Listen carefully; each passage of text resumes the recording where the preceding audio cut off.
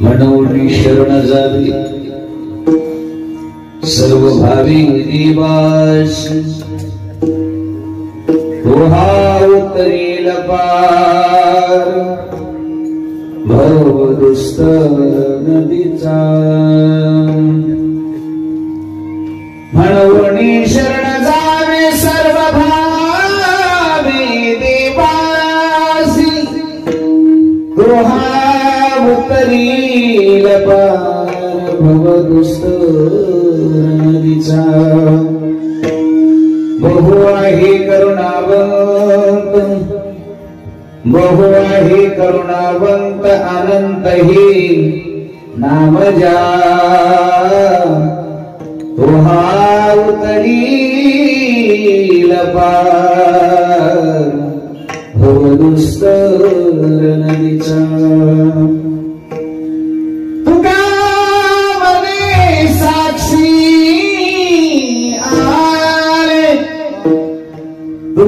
म्हणे साक्षी आले तरी केले प्रगट तो हा उतरील पार भव दुस्त नदीचा सदा परिभवनमभीष्ट दोहं तीर्थास्पदं शिवतिरञ्चिनुतं शरणम् प्रत्यातिरहं प्रणतपाल भवाब्धिपूतं वन्दे महापुरुष ते चरणारविन्दम् वंशी विभूषित कराल वनीरराम पीतांबरा दरुण बिंब फलादरोष्टा पूर्णेन्दु सुंदर मुखादरविंद नेत्रा कृष्णात्परं किमपि तत्त्वमहं न जाने असोन स्वभावालो तुझिया ठाया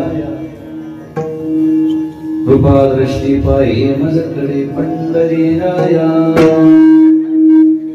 मनवनी शरण जावे सर्व भावी निवासी ओहा उतरील पार भव दुस्त नंदनीय जगद्गुरु संत श्रेष्ठ श्रीमंत श्री तुकोबाराय यांचा 4 चरणाचा दिडक्या पद्धतीचा छोटासा गोळा सारत आहे. अभंगाच्या द्वारे जगद्गुरु तुकोबाराय परमार्थ करत असणाऱ्या साधकाच्या जीवनामध्ये जे काही प्रश्न निर्माण होतात, शंका निर्माण होतात, भगवंताविषयी होतात, साधनेविषयी होतात, त्याला येणाऱ्या अनुभवाविषयी येतात आणि या मार्गातील सर्व शंकेचं निरसन करणारा हा छोटासा अभंग आहे. परमार्थ करत असताना किंवा संसार करत असताना दोन्ही गोष्टीमध्ये चांगले आणि वाईट अनुभव माणसाला येत असतात. अनुभवातून माणसानं जीवन जगावं. पुस्तकं वाचून मिळवलेल्या ज्ञानापेक्षा, ऐक्यू ज्ञानापेक्षा अनुभवातून निर्माण झालेलं ज्ञान कधीही तोंडावर पाडत नाही. कुणाचं तरी ऐकलेलं, कुठेतरी वाचलेलं हे ज्ञान घेऊन जी माणसं समाजामध्ये उतरण्याचा प्रयत्न करतात ते कुठेतरी आपडतात. आणि अनुभवानं जे ज्ञान प्राप्त झालेलं आहे, अनुभवजन्य ज्ञान असं तर्कशास्त्रामध्ये त्याला म्हटलेलं आहे. विठ्ठला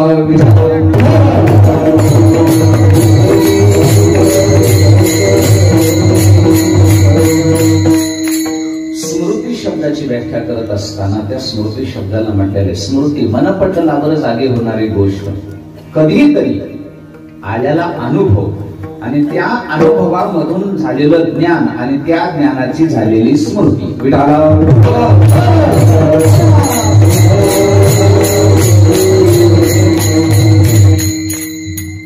मग काही अनुभव चांगले असतात, काही अनुभव थोडे कटू असतात. गोड आणि कडू अनुभवानं भरलेलं म्हणजे जीवन आहे.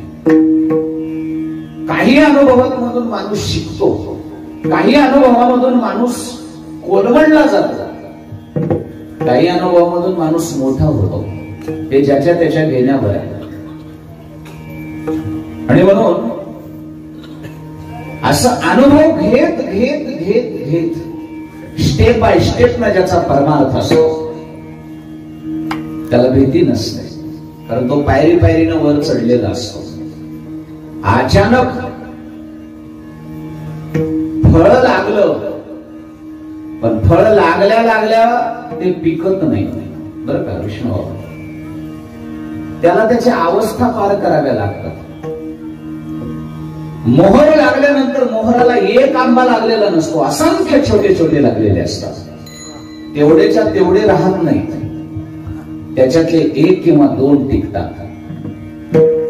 त्या दोन्हीही मग कैरीपर्यंत येईल असं काही सांगता येत नाही. बरोबर, ऊन वारा पाऊस या सगळ्या गोष्टी त्या छोट्याशा स्वरूपाला सहन कराव्या लागतात. आणि मग ते साकीला येत असतात. तिथंही त्याचं साध्य प्राप्त झालं नाही, त्याला तिथंही शांत राहावं लागतं, टिकून राहावं लागतं, इतकं टिकावं लागतं. कुणीतरी येऊन दगड मारतं, कुणी येऊन खडा मारतं, लहान लेकरं येऊन दगड मारतात कैरी पाडायला, तरीही त्यांना हारायचं नाही, टिकून राहायचं. सोसाट्याचा वारा आला, गाड्या आल्या, काही आलं तरी फांदीच्या आड लपून राहायचं. आणि या सगळ्या अवस्था पार झाल्या की मग एक अवस्था येत असते महाराज, पिकलिया सेंद कडू बन गेले. बोलू नका ना, विठाला विठाला.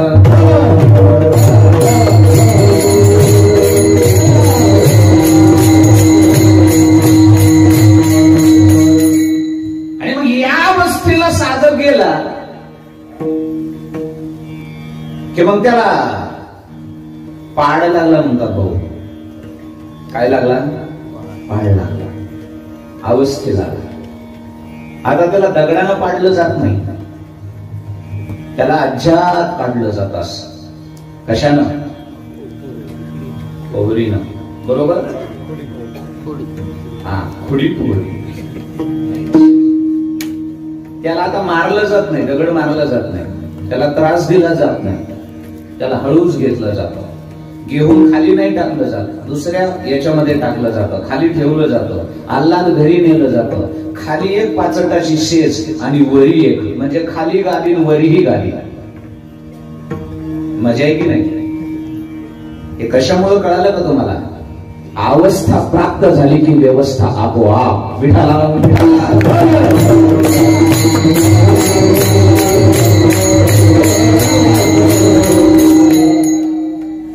परमार्थामध्ये कटू आणि गोड अनुभव घेत घेत या परमार्थाच्या देठाला टिकून राहणारा साधक एक दिवस अशा अवस्थेला जातो की देव आणि समाज त्याची आपोआप व्यवस्था करतो.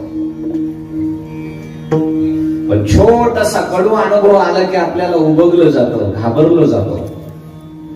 अगोदरच पिकावं वाटतं, साथी लागायच्या अगोदरच पिकावं वाटतं, हे की नाही? असं पिकावं वाटतं, असं पिकावं वाटतं. आणि ते पिकते काही वेळ करून, पण साथी लागायच्या अगोदर पिकलेलं खायासारखं नसतंय, ते इजळलेलं असतंय. काही अवस्था प्राप्त होण्याच्या अगोदर पिवळे होतात, पण ते पाडानं पिवळे झालेले नसतात, ते खाण्याच्या लायकीचे नसतात. ही अवस्था प्राप्त करत करत असताना, हे चालत असताना त्याच्या मनामध्ये अनेक संशयाचे कल्लोळ आणि संदेह निर्माण होत असतात. एवढी वाट सोपी नाही. ही वाट चालत असताना क्षणाक्षणाला असे काही घोरे पुढे हुशार थोर आहे. ओळसा, ओळसा शब्दाचा अर्थ आहे पुढे धोक्याचे वळण आहे, वाहने सावकाश चालवा. तुमचा जसा बोर्ड आहे ना, तसा आमचा सुद्धा संप्रदायात बोर्ड आहे, पुढे हुशार थोर, सावकाश चाला, सावकाश चाला. संदेहयुक्त सगळी वाट आहे. पण या सगळ्या संदेहाला बाजूला सारून जो हे सगळे अनुभव घेत तिथपर्यंत जातो, तो साध्यापर्यंत पोहोचत असतो. विठ्ठला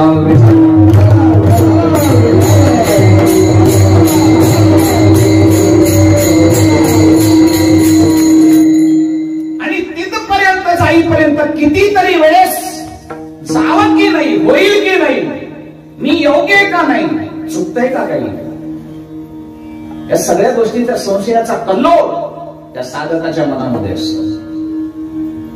हे सांगतो मी तुम्हाला, संदेह जीवनामध्ये असावा का नसावा? संशय चांगला आहे का वाईट आहे? सचिन महाराज, वाईट. संशय जीवनामध्ये नसावा. संशय आत्मा विनश्यते असं गीतेचं वचन आहे. जिथे संशय आला तिथं विनाश आहे. आणि खऱ्या प्रेमामध्ये याचा जन्म होऊ नये आणि होतच नाही. पण जिथं वेगळी प्रेम असतं तिथं याचा जन्म होतो. कुणाचा? हे पक्का लक्षात ठेवा. एवढ्यावर कीर्तन होणार आहे. खरं प्रेम आहे तिथं जन्म होतो विश्वासाचा, आणि जिथं खोटं प्रेम आहे तिथं जन्म होतो संशयाचा. विठाला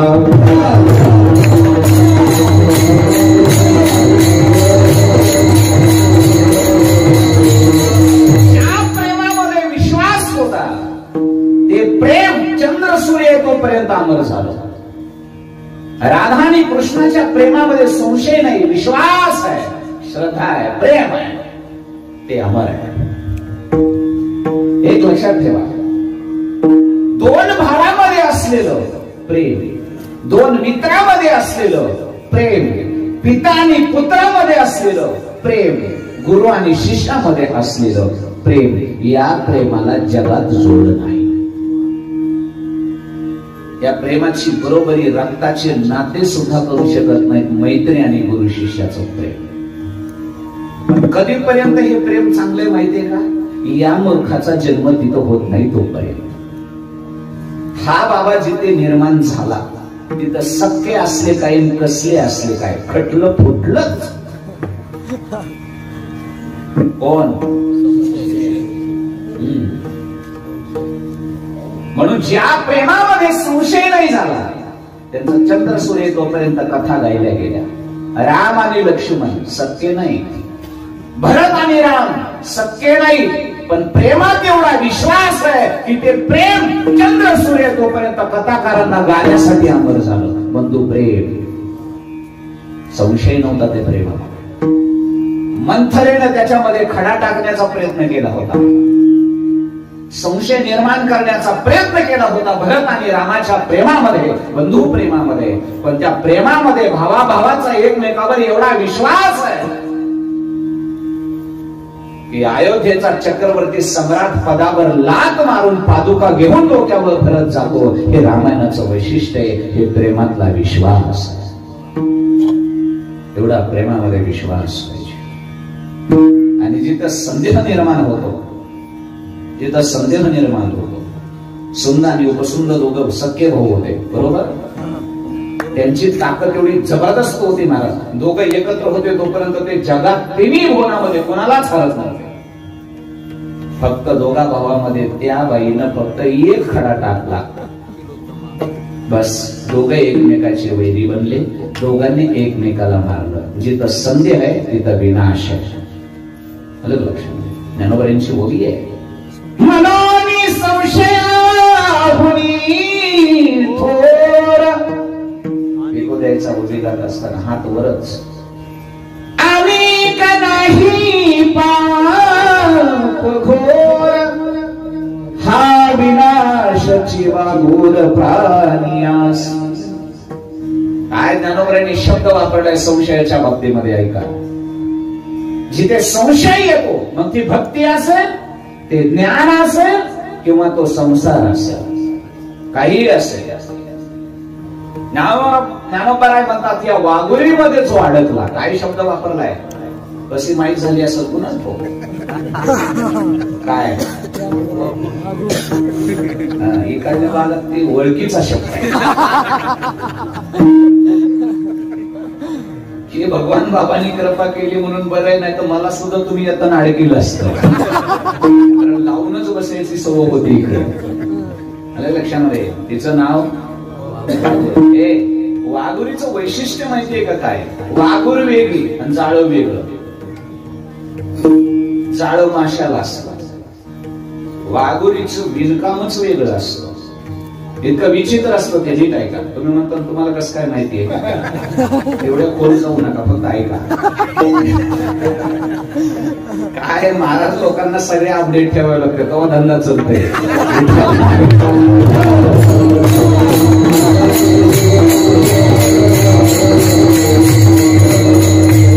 वाघोलीचं वैशिष्ट्य असं, अशी लावलेली असली ना, आल्या आल्या सावज त्याला कळत नाही तर लावलेलं आहे काहीतरी, आरपार दिसत आणि ते धडक त्याला जाऊन आदळतं विष्णू महाराज. पण नीट आहे का, आदळल्या ते पक्क अडकलेलं नाही, ठेपारलंय फक्त. आता ते शहाणा असेल तर त्यानं एक करायचं, आदळल्या बरोबर सरळ 2-4 पावलं पाठीमाग सरळ सरायचं, सुखरूप माघारी निघत आहे. पण त्याचा मूर्खपणा कुठं होतो नीट आहे का, आदळल्याबरोबर बाहेर पुढे निघण्यासाठी जेवढी जास्त झटापट करल तेवढं जास्त गुंतत आहे. हे वाघोलीचं वैशिष्ट्य, कळालं का? कारण त्याच्यातून निघण्याचा जेवढा प्रयत्न तुम्ही कराल तेवढे जास्त गुंतत जा. ज्ञानोबांनी हा शब्द घेतलाय, हा विनाशीची वाघू. कारण या संशय रूपी वाघोलीमध्ये एकदा व्यक्ती अडकला, पुन्हा निघणं शक्य नाही. आणि एक सांगू का, एखाद्या व्यक्तीविषयी खरी माहिती संचय केल्याशिवाय, त्याची खरी माहिती घेतल्याशिवाय, त्याला जाणल्याशिवाय विनाकारण कुणाच्या बाबतीमध्ये संशय निर्माण करणं हे नात्याला घातक आहे. विधाला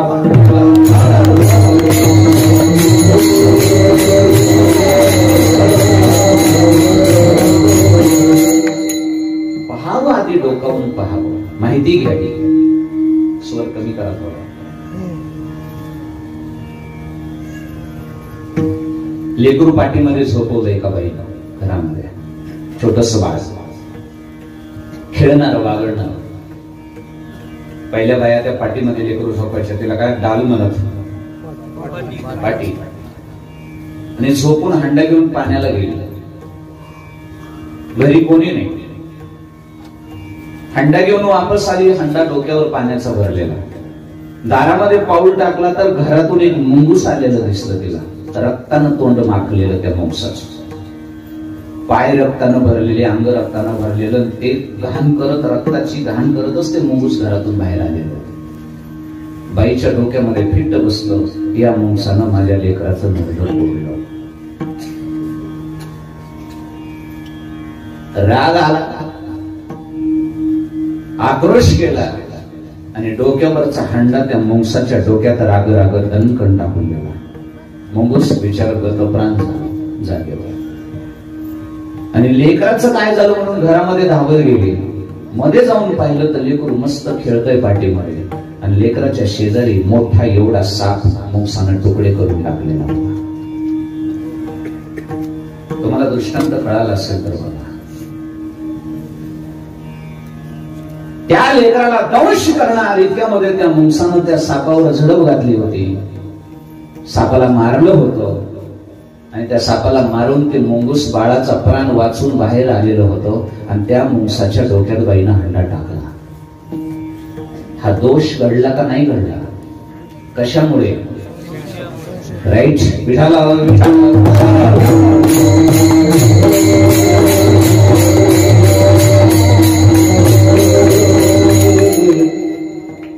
नादबाबांनी विचारलं, नादबाबा बरोबर आहे काय? नादबाबा म्हणले, मी तर सांगूनच आलेलो आहे. एका जनार्दने न घ्यावा संशय, आणि संशय जर नाही घेतला तर नादबाबा म्हणतात, माझा विश्वास आहे निश्चयसी होय हरे हरे.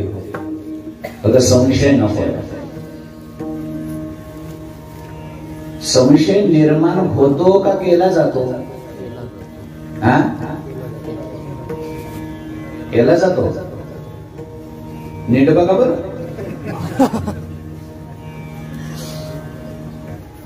भाऊंचं आमचं प्रेम आहे, सोमनाथ भाऊंचं आमचं.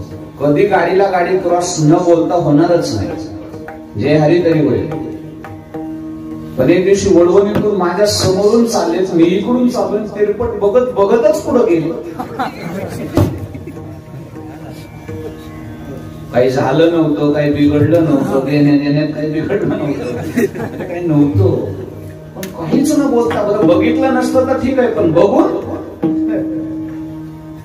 आता भाऊच्या बाबतीमध्ये मला काय आला, तो आला का केला?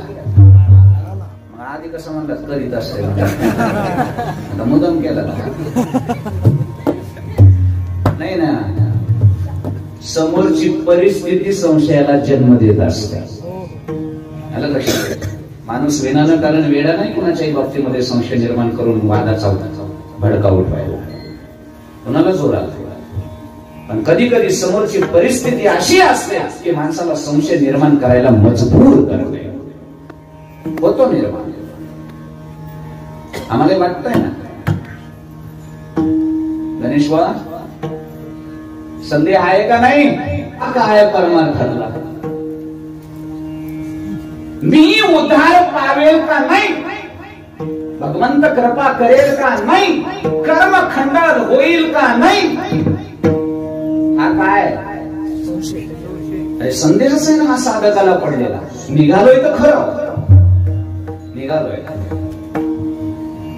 संदेह एका दृष्टीने विचार केला तर संदेहाला वाईट म्हणता येत नाही. बरं नाही का? संदेह निर्माण एखाद्या गोष्टीमध्ये नाही झाला तर त्या गोष्टीची चिकित्सा होईल कशी, हे पण लक्ष घ्या. त्या न्यूटननं वर फेकलेली वस्तू खालीच का येते, त्याला असा संदेह झाला नसता तर गतीचा नियम आला असता का? गुरुत्वाकर्षणाचा शोध लागला असता का? ते जमानला असता येतच असते, बघा जाऊ द्या.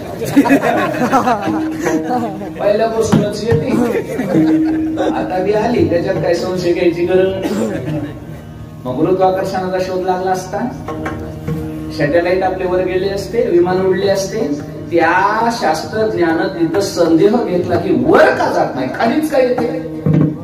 वर फेकली तर वर झाली, खाली काय येते? हा संदेह.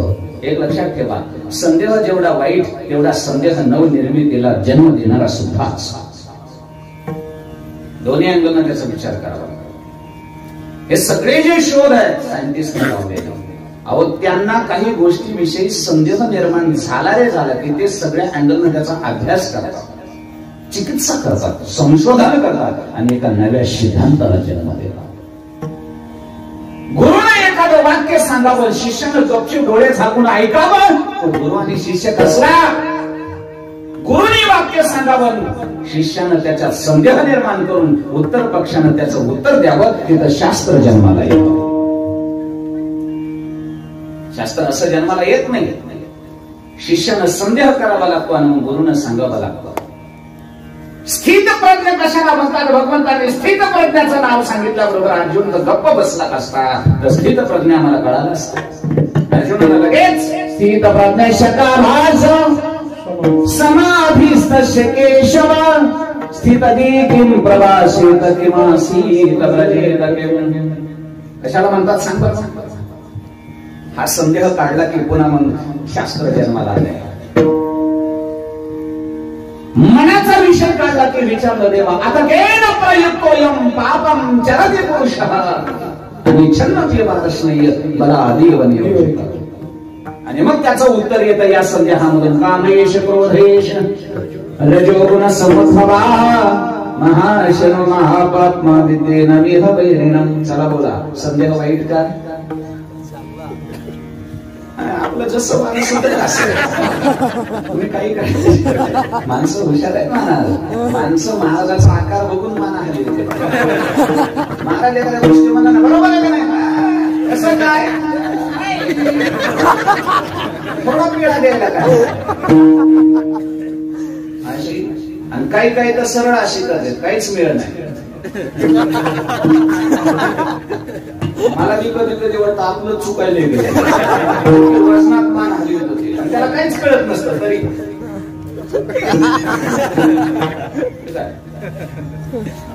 मला सांगत असतो, एका ठिकाणी कीर्तनाला गेलो होतो भाऊ, असं वजनदार पालकोचा फेटा बांधून बसलेलं, पोट घालून बसलेले बाबा, अष्टवटी लावलेला.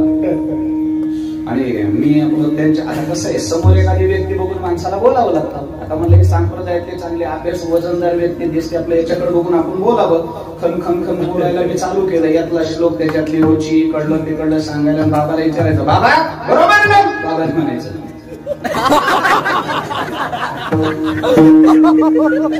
केशवाची गाठ तुझी पाक्या शिजत. आपलं जरा मी दुसरीकडलं भागवतातलं भांडवल काढलं आपलं, मग तिथलं सांगायला चालू केलं. मग तिथलं सांगितलं, म्हणलं बाबा भक्ती रसाचा हा सिद्धांत बरोबर आहे ना? पिबत भागवत रसनालयम रसिको, बरोबर आहे ना? हे भोवी भाविका बरोबर ना बाबा?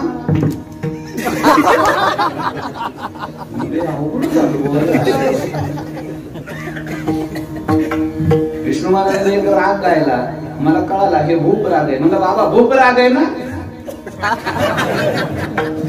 आपलं आवडतं घेतलं, जे विठ्ठल केलं. म्हणलं उघड हाताने घालवायचे नको, आपल्याला जमू नाही काही. खाली बसल्यावर मी विचारलं, बाबा तुम्ही प्रत्येक गोष्टीला माझ्या नाहीच कसं म्हणलात? माझं काय चुकत होतं बरं? नेमकं काही चुकलं होतं का? नाही नाही, मग मान का म्हणालीत होता? मग शेजारी पुरुषोत्तम महाराज सारखं बसलेलं होतं. म्हणजे केशव महाराज तुम्ही त्या म्हाताऱ्याच्या कानाला जायला लागला तो. मी म्हणलं काही बी विचारलं तरी नाहीच म्हणतेस. अहो तुमच्या विचारण्याचा त्याचा काय संबंध आहे? त्याला लाकवा जळतोय म्हणून.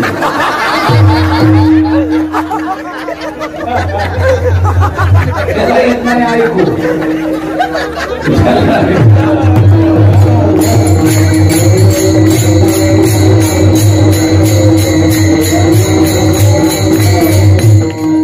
बोला बोला, संदेह चांगला की वाईट? आता तरी बोला, माना हलवा.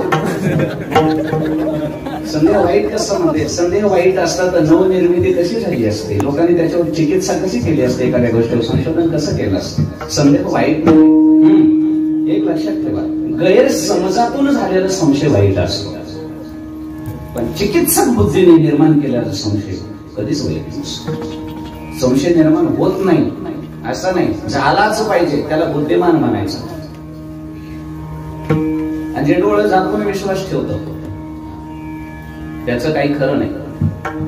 संदेह निर्माण झालाच पाहिजे. फक्त एक सांगू का, संदेह निर्माण झाला की एक करायचं, त्याला मध्ये दाबून ठेवायचं नाही.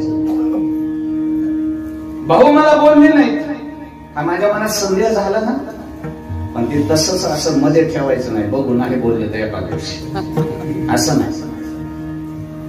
निवांत घरी गेल्यावर फोन करायचा, भाऊ केशव महाराज बोलतोय, बोला महाराज. मग शिवडवणीमध्ये लक्ष नव्हतं का काय झालं काय की, पण जवळून गेलात पण जे आधी केलं नाही कसं काय? भाऊ म्हणते बाबा महाराज खूप मोठी चूक झाली, तुम्ही समोरून गेलात हे मी बघितलं नाही, माझ्या डोक्यात दुसराच विचार होता आणि ही गलती होऊन गेली, बाबा क्षमा करा, विषय संपला. कळलं का तुम्हाला? विषय संपला इथंच. नातं पहिल्यासारखं पवित्र आहे. पण मी फोन करून जर निरसन करून घेतलं नसतं तर ती पक्की गाठ बनली असती. कळलं का? समजून घ्या तुम्ही, हा समजून घ्या. लगेच निर्माण व्हायला होऊ द्या, ते होतच असतं, त्याचे ते स्वभावाचा निर्माण होणं. पण निर्माण झाला की त्याला मध्ये न ठेवता त्या क्षेत्रातल्या तत्वज्ञानी विद्वान माणसाकडं शरण जावं आणि त्याला विचारावं, मला माझ्या मनामध्ये असा प्रश्न पडलाय, ऐसे तुम्ही सांगा संत जग, आणि माझा संशय निरसन करा. मी शरण आलोय तुम्हाला. पण भानगड काय होती माहिती का? जगात सगळे भांडणं, सगळे तंटे, सगळ्या गोष्टी, सगळं अज्ञान फक्त एका गोष्टीमुळे, फक्त एकाच गोष्टीमुळे, त्याचं नाव आहे टाटा, इगो. कसं विचारावं आणि कसं पुसावं, आपला कमीपणा होईल. आलं का लक्षामध्ये? अज्ञान झाकून ठेवण्याच्या पद्धतीनं सगळा अंधकार वाढतो. तुम्हाला ज्ञानी व्हायचं असेल ना, नम्र व्हायला शिका, कुणाकडूनही ज्ञान मिळतं. आणि संप्रदायात त्याची खूप गरज आहे, खूप गरज आहे. माणसं म्हणतात महाराज आमच्या इकडे एक वारकरी, काय पाट आहे त्याचा, काय पाट आहे. अरे म्हणलं पाट आहे पण त्याचा ताट आहे. पाट्याचं मोडवं त्याचं काय पाट्याला किंमत नाही ठेवली त्याच्या ताट्यानं.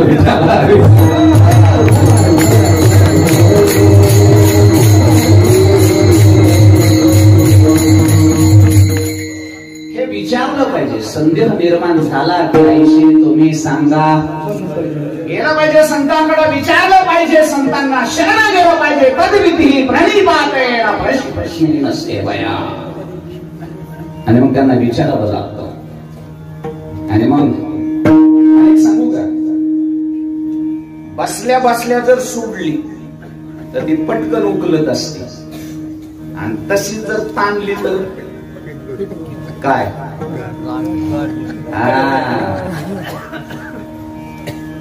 गाठ गाठ ती बसत असते, पण बसली की पटकन काढून टाकायची. आणि तशी जर ठेवली बाहेर असते गाठ. म्हणून माणसं म्हणजे ते दिसतंय तसं पण लय आतल्या कशाच. आणि सांगू का, नुसते माणसंच नाही, गाठीचं कुठलंच चांगलं नसते.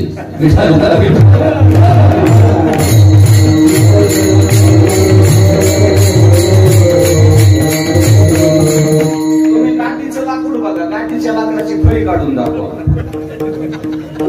सरळ निघत मध्ये कुठंतरी असं निघतच असत, सरळ काहीच नाही.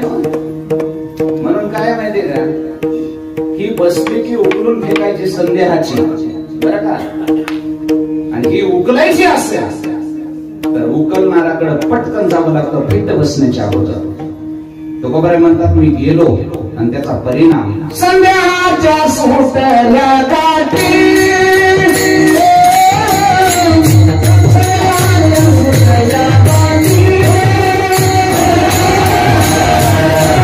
तुकोबाराय म्हणले, मी माझ्या मनामध्ये जे निर्माण झालं ते ठेवलं नाही, तसंच ठेवलं नाही का. मी संतांकडे गेलो आणि त्यांच्या पुढे मांडलं ते. माझ्या मनात संशय, खरे कृपा करील, करल का नाही कृपा. अशी साधना करणारे साधक, एका मध्यांतराच्या अवस्थेला आलेला साधक, एक दिवशी त्याच्या मनामध्ये असा संशयाचा कल्लोळ निर्माण झाला की खरंच मी इथपर्यंत आलो हे खरं आहे. संसार सोडलाय मी भगवंताच्या प्राप्तीसाठी. संसाराच्या तापे तापलो मी देवा, करीता या सेवा कुटुंबाची. कशासाठी आलो होतो आम्ही, इकडे दुःख व्हायला लागलं म्हणून इकडे आलेलो आहे. मनवोने तुझे आठविले पाय, येई वो माझे माय पांडुरंग.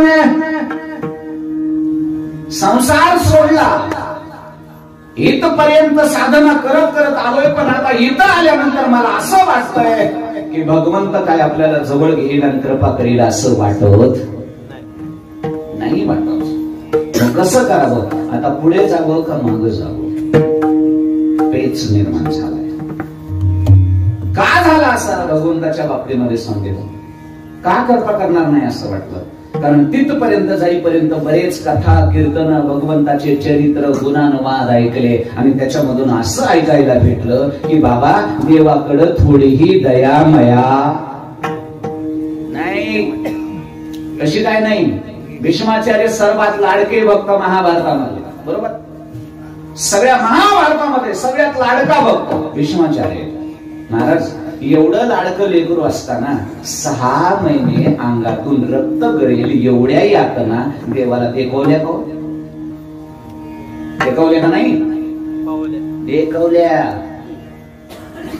थोडाही डिस्टर्ब केला नाही. भोगू द्या. दया नाही आली, बाजूला नाही काढलं. राईट. हरी तू निर्गुण निष्ठूर, दयाच नाही. अरे रात्रंदिवस ब्रह्मचर्याचं पालन करणाऱ्यानं भजन करणारे म्हणजे भीष्माचार्य. नीट ऐका. गंगेचा पुत्र, काय अधिकार आहे, वाचे म्हणता गंगा गंगा सगळं दोष जाती गंगा. ही गंगा एवढी पवित्र, त्या गंगेचा पुत्र आईला पिला तेवढाच बालपणी ज्याच्या शरीराला स्त्रीचा स्पर्श आहे असा पठ्या ब्रह्मचारी भीष्माचार्य. आणि एवढा लाडका भक्त असताना 6 महिने बाणाच्या डोकावर हजारो विंचू चावल्याच्या यातना सहन करणाऱ्या भीष्माचार्यांची थोडी तरी दया यावी. आणि विचारलं असं का, तर कुठेतरी पूर्वजन्माचं एक आळीच्या अंगामध्ये काट टोचलेलं कर्म दाखवलं. हे भोगायचंय तुम्हाला म्हणे, भोगा. का एवढं माफ नसतं करता आलं, नाही केलं. बाप होता दशरथ, भीष्म तरी जरा बाजूचे असतील, पण ज्याच्या पोटी जन्म घेतला तो राजा दशरथ होता. 4 पोर असून बिना पाण्याचा चक्रवर्ती सम्राट मरतो. पण प्रभू रामचंद्र दशरथाच्या कुठल्याच गोष्टीमध्ये थोडी सुद्धा माफी दाखवत नाही. कर्मे दशरथ वियोगे परीसी गवारा सागर, कर्मे निर्वंश झाले सगर, बिल्ले बिंदिरे शारंगार झाला पुरंदर ससुरमे. बरोबर. अरे मग एक कर्म होतं दशरथाचं, बिचारा चक्रवर्ती सम्राट आहे भारताचा, जगाचा बाप, ज्याचा पोटी जन्माला आलाय. अरे कसं का होईना बाप आहे ना, थोडं तरी माफ करायला पाहिजे होतं का नाही रामाने दशरथाचं कर्म. पण महाराज बापाला सुद्धा देवानं माया दया दाखवली. एकदा सरळ तोंड पुढं केलं, पुन्हा वापस नाही केलं. मग जिथं भीष्माचार्यांना माफी नाही, जिथं बापाला माफी नाही, थोडं सुद्धा कुठं दोष शालन केलाच नाही, तो भोगायलाच लावला, तिथपर्यंत प्राप्ती होऊ दिली नाही. मग एक दोष महाराज, एक वालीचं किती चुकलं होतं, थोडीशी चूक होती, प्राणच घेतला. 5 वर्षाचं लेकरू भक्त प्रल्हाद, एवढं कवळं अंतकरण असतं केवळ, त्याला काय समज आहे का. आणि त्या 5 वर्षाच्या कोळ्या अंतकरणाच्या लेकरा पुढे त्या पोराच्या बापाला मांडीवर घ्यायचं आणि टरटर त्याच्या लेकर फाडायचं. दयाच नाही, मायाच नाही.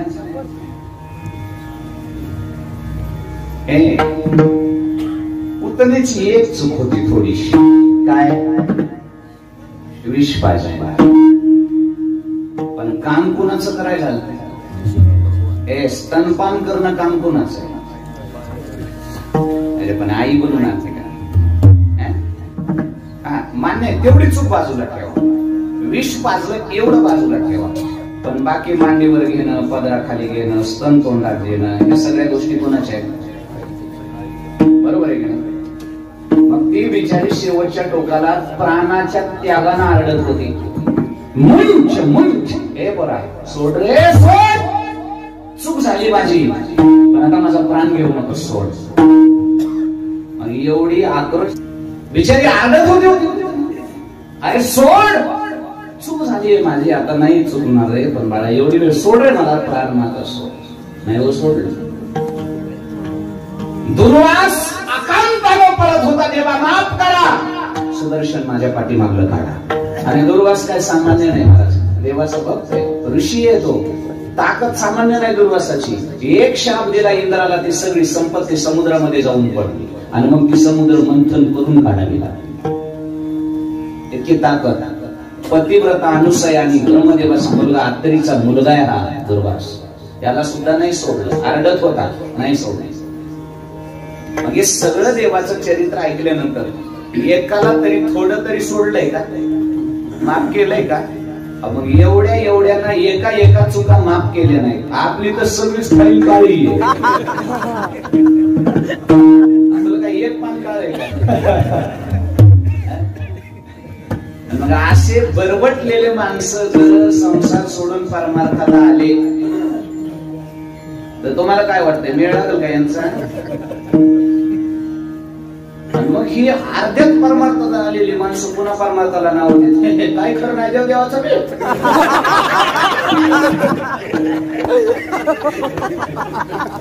कस काय इकडेच बरं होतं, इकडे लय बेकार आहे.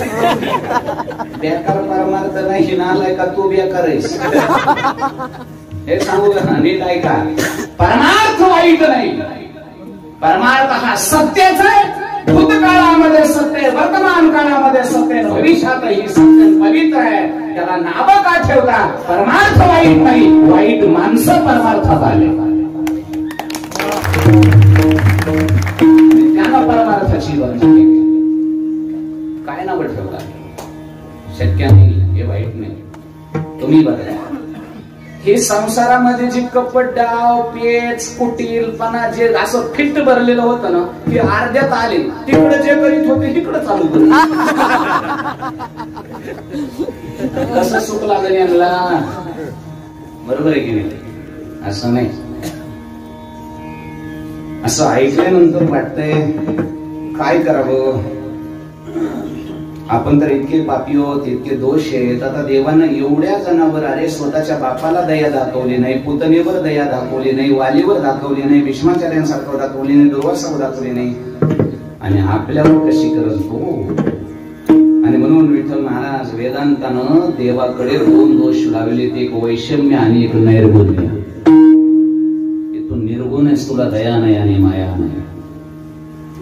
आता हे खरं झालं, इतकं या सस्पेन्स मध्ये साधं काढाकलाय. आता कसं करू? पुढे जावं तर देव मला जवळ घेण्याच्या मी लायकीचा नाही, आणि माघारी जावं तर आता संसारात सुद्धा मला तोंड दाखवायची लायकी राहिली. आता काय करू? पुढे जाऊ का मागे जाऊ? काय करावं? देव माझा स्वीकार करेल का नाही, या संशयाचा कल्लोळ उठलेला एक साधक तुकोबरायकडे जातो आणि तुकोबराय हा प्रश्न विचारतो, तुकोबराय मला मार्गदर्शन करावं, मला गाईड करावं, मला काय करावं कळना गेले. तुकोबरायने विचारलं काय झालं? अरे देवाच्या प्राप्तीसाठी निघालेला आहेस ना, तू जा ना. नाही तुकोबराय, हे देवाचं चरित्र ऐकून मला भीती वाटते की देव माझा स्वीकार करणार नाही, कारण देवाला कुणाची दया मया. तुकोबराय म्हणले वेड्या, तुला कोणी सांगितलं देवाला दया माया नाही? देव निष्ठुर आहे, देव निर्दयी आहे. हा ना, हे ऐकल्यानंतर तर तसंच वाटतंय. तुकोबराय म्हणले तसं नाही, ऐकून कधी कुणाचा ऐकून कुणाला दोष द्यायचा, असा द्यायचा नाही. तुला देव भेटलाय का? म्हणजे नाही. मग जी गोष्ट भेटलीच नाही ती कशी, हे तू ठरवलं कसं? लोकांचं ऐकून. मग तुकोबराय कसा आहे तो सांगा ना. तुकोबराय म्हणले आई, देव निर्दयी नाही. देव कसा? अभंगाच्या 3ऱ्या चरणात देवाच्या बाबतीमध्ये त्याला झालेला संदेश तुकोबराय अभंगाच्या 3ऱ्या चरणामध्ये निरसन करतात. असं नकोस म्हणून. कुणी सांगितलं तुला देवाला दया नाही? देव तसा नाही बाबा. देव कसा आहे ऐक. बहु आहे करुणावंत. अरे खूप करुणावान आहे माझा भगवंत. किती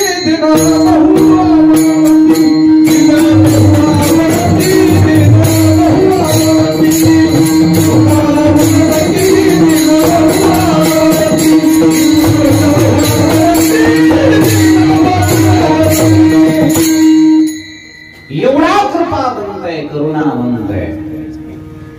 तुकोबरायने विचारलं, तुकोबराय तुमच्यावर तरी कसा विश्वास ठेवायचा? करुणावंत आहे का नाही हे तुम्हाला तरी काय माहित? आमच्यासारखंच कोणी ऐकलं असतं? तुकोबराय म्हणजे नाही. ऐक, अंबरीश राजाचा छळ केला दुर्वासानं, म्हणून सुदर्शन त्याच्या पाठीमागे सोडलं. ते ऐकलेलं नाही. तो अंबरीश म्हणजे मी होतो.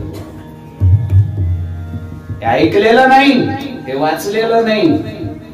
ज्या अंबरीशासाठी दुर्वासाचा छळ देवाने केला, त्याच्यावर दया नाही केली, तो अंबरीश मी स्वतः तिथे अनुभवला होता. कारण माझा पहिला अवतार हा अंबरीश आहे. कारण नसताना माझा छळ केला त्याने एकादशीच्या व्रता दिवशी. आणि हरिदासाची कोणा घटना घडावी, निंदा साहत गोविंदा नाही. काय गरज होती दुर्योधनाचा ऐकून पांडवांचा छळ करायची? सामर्थ्य मिळालं, ताकद मिळाली म्हणजे काय त्याचा उपयोग असा सज्जनांच्या त्रासासाठी करायचा? भक्त प्रल्हादाचं सांगितलं. भक्त प्रल्हादाच्या समोर बापाचं तरटर पोट फाडलं, पण त्या लेकराकडे पाहून सुद्धा दया नाही केली. ऐका, तो भक्त प्रल्हाद म्हणजे मीच. माझा दुसरा अवतार म्हणजे भक्त प्रल्हाद सुद्धा मीच आहे. माझ्या बापावर निर्दयीपणा नाही केला हिरण्यकश्यपावर. अरे कट्टर विरोधी होता, कट्टर विरोधी. खर्च आपण करायचा, प्रचार आपण करायचं, माणसं जीव आपण घालायची. सत्ता आल्यावर विरोधातला माणूस पदावर बसवणं शक्य का? हा देवाचा कट्टर विरोधी आहे. नाव घेऊन नेली देवाचे, ब्रीद हिरण्यकश्यपाचे.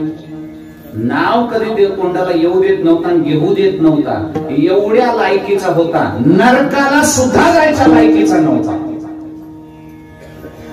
भक्त प्रल्हादानं ज्यावेळेस सांगितलं माझ्या बापाचं कसं होईल, त्यावेळेस भगवंत सांगतात, प्रल्हादा, ज्याचं मरण माझ्या हातून झालंय तो कुठे जाणार आहे? आणि हेच नाही, तुझ्या पिढ्यानपिढ्या माझं वरदान आहे. एवढंच तुझ्या बापाला मारलं हे चूक झाली, पण प्रल्हादा माझं तुला वरदान आहे, इथून पुढे तुझा वंश चालल आणि तुझ्या वंशातली कुणीही व्यक्ती कशीही असो, माझं वरदान आहे, मी त्याला कधीच मारणार. म्हणून भक्त प्रल्हादाच्या कुळातला होता राजा बळी, विरोचनाचा मुलगा. मारलं नाही, खाली घातलं.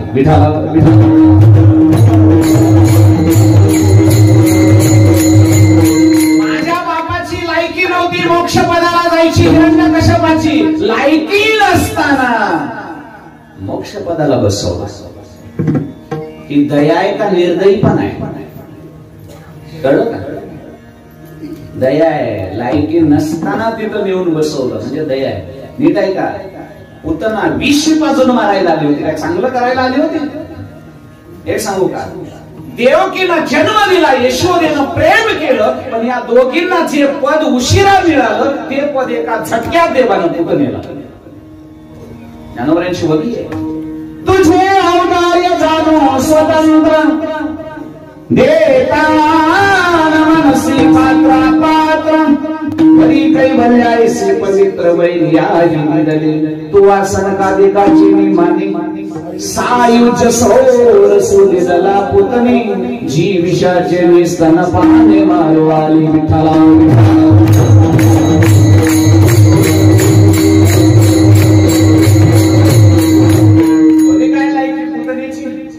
मोक्षपदाला जायची लायकी होती का गणेश बाबा? हिरण्यकश्यपाची, शिशुपाळाची, कोणाचीच नव्हती. तरी पण या लोकांना असे पद देऊन टाकले देवाना, त्यांच्या पदाला पुन्हा ग्रहणच नाही. प्रत्यक्ष मुळाने बदले केलेले लोक आहेत. यांची काय महाराज पात्रता काय होती? वालीला बाण मारला त्याच्या मुलासोबत. तुकोबरे म्हणतात त्याचा मुलगा सुद्धा मीच होतो. कोण? हे तुकोबऱ्यांची शृंखला आहे. अंबरीश, प्रल्हाद, अंगद, उद्धव आणि मग नामया दाता, हे तुकोबऱ्यांचे अवतार आहे. तुकोबरे म्हणतात वालीचं सांगितलं ना, वालीवर दया नाही केली, अरे त्याचा मुलगा अंगद मी तिथे हजर होतो. माझ्या बापाला बाण मारला, मूर्छित झाला माझा बाप. प्रभू रामचंद्र जवळ आले, विचारलं माझ्या बापानं, प्रभू वाद आमच्या भावाचा होता, तुम्ही का मारलं मला? माझा काय दोष होता? वाद भावकीचा होता, का मारला? प्रभू रामचंद्राच्या चूक लक्षामध्ये आले, डोळ्यात ठचकन पाहिलं. वाली, सुग्रीव माझी मदत करणार होता म्हणून सुग्रीवाचा कैवार ठेवून मारलं मी तुला. कशासाठी मदत पाहिजे होते देवा? माझी बायको मेली रावणानं चोरून, आणि रावणाबरोबर युद्ध करण्यासाठी किंवा शोध घेण्यासाठी मला सुग्रीवासहित वानरांची गरज आहे. रावणानं मेली आणि रावणानं बायको नेली, त्या रावणाबरोबर भांडणं खेळायला ही माकडं वानर घेऊन जायचे. मला म्हटलं असतात प्रभू एवढा लावा जमान्याची गरजच नव्हती. त्या रावणाला बगला दाबून मी 7 समुद्राचे स्नान केलेले, आणि त्या रावणाला मारायला एवढा आटापिटा करायची काय गरज होती? प्रभू रामचंद्राचे डोळे खाटकन उघडले, म्हणजे अरे बापरे वाली चुकलंच की, जाऊ दे मी आता तुला जिवंत करतो, तू काम कर. आता जिवंत कशाला? प्रभू आता जिवंत व्हायचंय वय, आता नाही जिवंत व्हायचं का रे बाबा? करतो ना जिवंत, कळतंय ना तुम्हाला?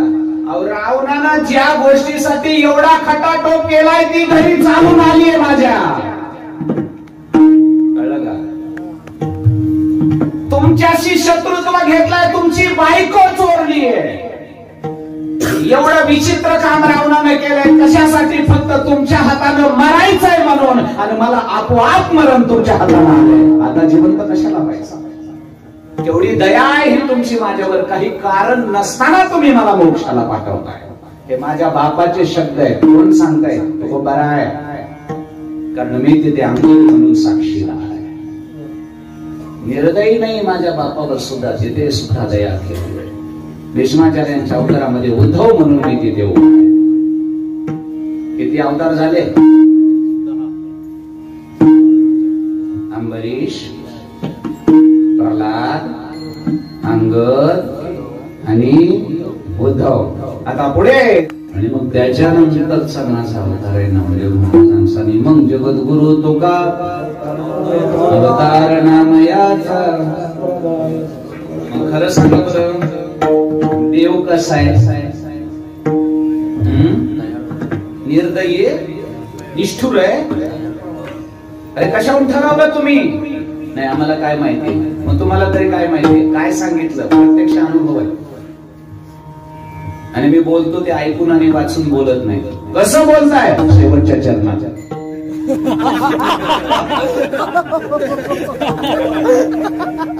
ते इशारा करताय पळ.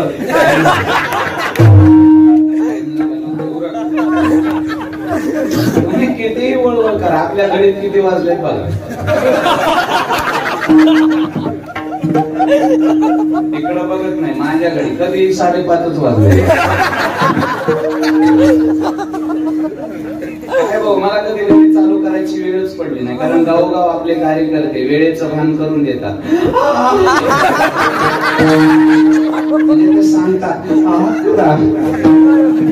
मी ते संपवतो.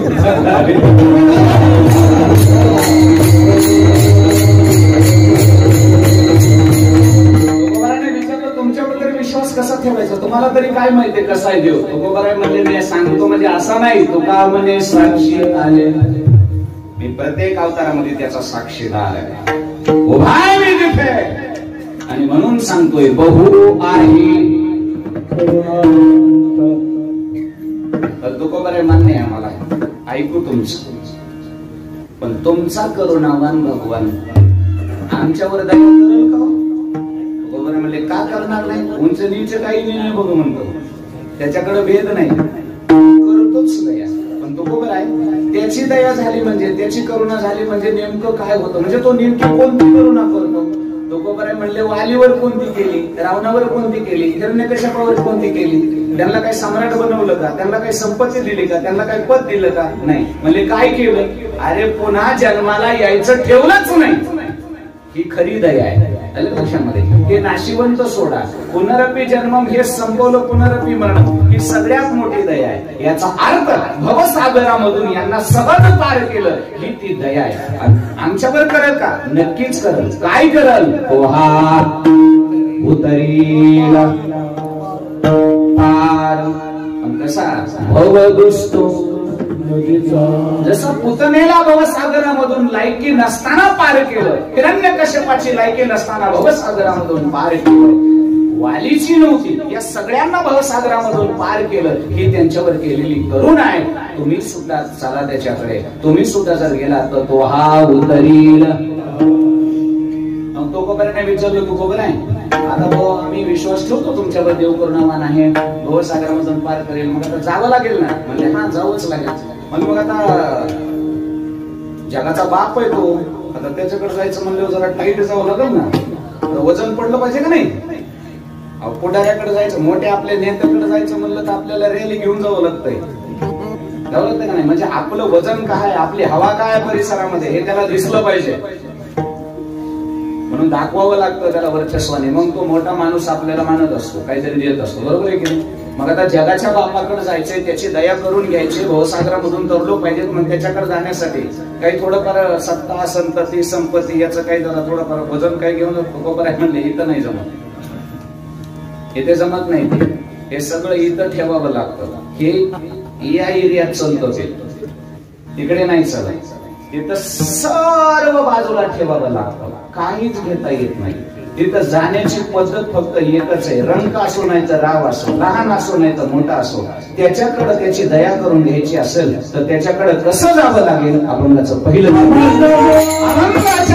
चरणामध्ये जगद्गुरु तुकोबर आहे, त्याची दया करून घ्यायची असेल तर त्याच्याकडे जाण्याची पद्धत सांगतात. असं जाऊन जमत नाही, वजन टाकायचं नाही तिथं. अलग लक्षामध्ये संताकडे आणि देवाकडे जाताना वजन टाकायचं हे चांगदेवाला कळालं नव्हतं, त्यानं वजन टाकलं, त्यानं बरं वागावच बसून आलं. अरे बाबा साधूकडे जात असताना वजन नाही वापरायचं, ते तर सगळं बाजूला ठेवावं लागतं आणि असं मोकळं व्हावं लागतं. म्हणून तुकोबारांनी पद्धत सांगितली, मनवोनी शरण जावे. पण पुढे एक शब्द खास वापरलाय, टाइम संपलाय, बरोबर ओळखतो, 5 मिनिटात संपलं, घाबरू नका. पुढे शब्द इतका छान वापरलाय, शरण जा, पण तसं नाही, सर्व भावे. आता हा शब्द वापरण्याचं कारण आहे का, सर्व भावांना शरण जाण्यामध्ये प्रेम असतं, श्रद्धा असते. आता कधी कधी काही माणसं शरण जातात ना, पण ती प्रेमानं जातात काय, माणसं म्हणजे कसं काय, आडला नारायण दरी, हे शरण जातात नाही असं नाही. माणसं म्हणजे कसं काय बा, तुम्ही कधीचं तुमचं लय वाकडं होतं, तुम्ही कधीच पडलेलं आहे म्हणताय भाऊ, खरं सांगू का, त्याचं तोंड बघायची इच्छा नाही, पण येळ तशी पडली हो. सापडला संधी. म्हणजे हे शरण जाणं पण एक आहे का नाही, पण ते कधीपर्यंत आहे ते म्हणते. आता कसं आहे, टाइम आहे तोपर्यंत, एवढा टाइम जाऊ द्या, मग ह्याला दाखवतो मी कोण आहे. म्हणजे तेवढ्या टाइमापुरतं ते शरण गेले, याचा अर्थ सर्व भावे काय. आणि माणसं देवाकडे असे शरण जातात, टाइम आला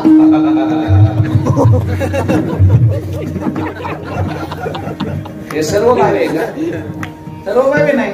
मसन वाट्यापासून चाली नामुष्याची रात्र असली, कुणीच नसलं, तितक्यात कुत्र एवढं वाटत, राम राम पांडुरंगा विठ्ठला देवा देवा. आणि जरा पुढं आलं, मंदिरापाशी माणसं दिसली, तेरे बिना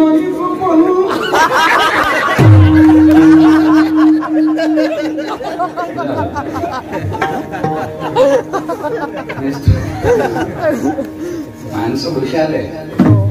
सर्व भावांना शरण जाणं एवढं काय सोपं आहे. तुकोबाराय म्हणतात, असलं खोटेपणा नाही चालत ना, मग असा खोटेपणा करून चालाकी चालून जर त्याच्याकडे शरण गेला तर करुणा होणार नाही. म्हणून सर्व भावी,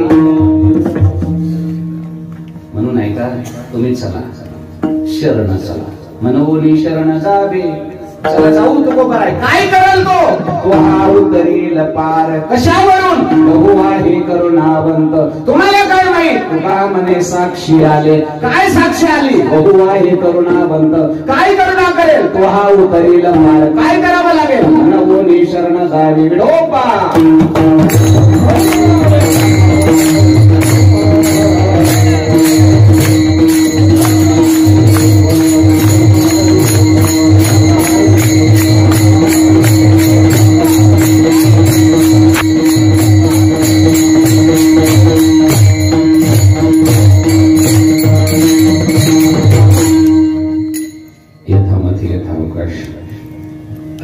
अल्पमताने जगद्गुरूंच्या शब्दरूपी वाङ्मयाला थोडासा स्पर्श करण्याचा प्रयत्न झाला का नाही हे पण माहित नाही. कारण माझं स्पष्ट मत आहे, विष्णू महाराज, जगद्गुरूंच्या शब्दाची उकल करणारा आणखीन जन्माला यायचा आहे. काय सोडवतो, एवढं सोपं आहे. त्यांना जो अपेक्षित अर्थ आहे तो लागलाय का नाही हे आपल्याला काय माहित, आपल्या बुद्धीमध्ये आपण लावतोय तो. आपण फक्त एवढंच म्हणायचं, थोडा स्पर्श करण्याचा प्रयत्न केला, झाला असेल का नाही तो तुकोबारायांना माहित. पवित्र पावन महान तपस्वी साधू संतांच्या महंतांच्या वैकुंठवाशी प्रातस्मरणीय स्वानंद सुख निवासी भगवान बाबांच्या वास्तव्याने पदस्पर्शाने पावन आणि पुनीत झालेली चिंचवण भूमी, ज्या भूमीवर बाबांचं अत्यंत प्रेम, इथं आले की 7-7 दिवस मुक्काम करणारे बाबा, या भूमीवर प्रेम करणारे. कारण भूमी तशी पावन आणि पवित्र आहे. मला तर आणखी दुसरीकडे कुठं मंदिर दिसलं नाही बरं. हे आता भारतात जर कुठे असेल तर मला माहित नाही, हा असेल कुठेतरी, पण आपल्या महाराष्ट्रामध्ये मकरध्वज, आता हे रामायणातली स्थान आहेत हे सगळे. त्या काळामध्ये जायचं म्हटलं तर तो खूप इतिहास मोठा आहे, पण ते ही प्रभू रामचंद्राची स्थान आहेत ही वनवासातली फिरलेली हे दंडकारण्य. असो महाबली मकरध्वज महाराजांच्या या पवित्र भूमीमध्ये वैकुंठवासी प्रातस्मरणीय भगवान बाबांच्या 56व्या पुण्यतिथी निमित्त 56वी पुण्यतिथी आहे. समस्त चिंचवणकरांनी आबालवृद्धांनी मोठ्या प्रेमाने वार्षिक नियमाप्रमाणे याही वर्षी या भव्य आणि दिव्य अशा स्वरूपाच्या नाम सप्ताहाचं आयोजन केलेलं आहे. मला एक गोष्ट वाटली बघा, सगळ्यात मोठे भाग्यवान चिंचवणकर आहे. कशामुळे सांगू का? तुम्हाला पटतंय का बघा? मी लावलेला तर्क आहे. 10-11 महिन्यात 100 वर्षाचे 50 वर्षाचे नियम कोरोनानं बंद पाडले. पण चिंचवणचं सत्याचं भाग्य किती बघा, गेल्या वर्षी सुरू व्हायच्या अगोदर होऊन गेला ना, आता गेल्यावर आला.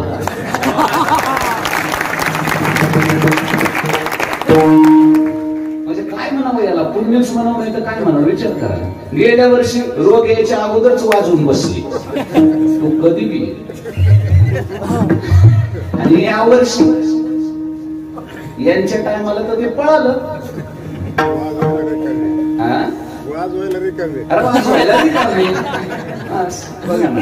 म्हणजे माणसं म्हणजे सगळ्याचे नियम खंडित झाले, पण यांचा नियम खंडित झाला नाही. ते बाबांची पुण्य आहे. इथं ताकद कळत असते, साधूची ताकद काय असते कळलं का तुम्हाला? ही ताकद असते. नामा म्हणे केशव राजा केला नाही म्हणून ते 2 वर्ष 60व्या वर्षामध्ये पदार्पण करणार हे सुंदर असं गाव सर्वांच्या प्रेमाने सहकार्याने आजची 6व्या दिवसाची कीर्तन सेवा तुम्हा सर्वांच्या गावकरी मंडळींच्या, भजनी मंडळींच्या, आयोजक नियोजक मंडळींच्या वतीने गेल्या वर्षीपासून माझ्यासारख्या कामाकडे आहे. या निमित्ताने मकरध्वज महाराजांची तुम्हा सर्वांच्या सेवेचा योग घेतो. ही सेवा माझी नाही, मी मोठ्या मनानं सांगू इच्छितो. माझी लायकी नाही, माझा अधिकार नाही. आणि हे सगळे जे प्रेम करतात ते माझं प्रेम नाही, हे सद्गुरु वैकुंठवासी एकनाथ महाराज सासुरेकर आणि गुरुवरी रतन महाराजावरचं प्रेम. मी एक त्यांचा पाईक म्हणून हे काम करतोय. पुन्हा एकदा सगळ्यांच्या चरणी कोटी कोटी प्रणाम. असंच तुमचं कार्य हेच नाही, ही पिढी तर घडेलच, पण चिंचवणमध्ये तुमच्या येणाऱ्या पिढ्या सुखानं नांदो आणि त्या पिढ्याकडून हा नियम असाच चालत राहो अशी भगवंताच्या चरणी प्रार्थना आहे.